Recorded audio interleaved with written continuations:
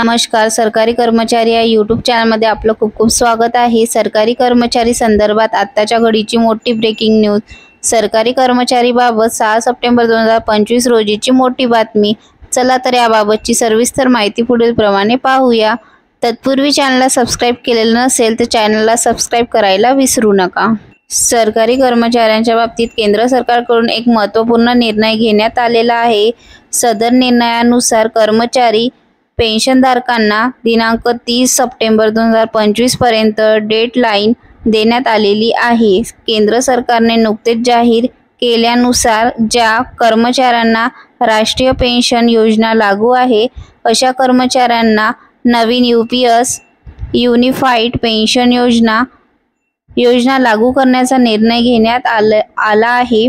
सदर नवीन unified pension योजनांचा विकल्प देण्यासाठी दिनांक 30 जून 2025 पर्यंत मुदत दिली होती। सदर मुदत म्हणजे नव्याने वाढ करून दिनांक 30 सप्टेंबर 2025 पर्यंत सदर युनिफाईड पेन्शन योजनांचा विकल्प निवडता येणार आहे। यामध्ये एनपीएस अथवा यूपीएस यापैकी एका पेन्शन योजनेचा विकल्प कर्मचाऱ्यांना निवडावा लागणार आहे। सदर मुदतवाढ ही केंद्रीय कर्मचारी तसेच पेन्शनधारकाच्या मागणीनुसार वाढविण्यात आलेली आहे।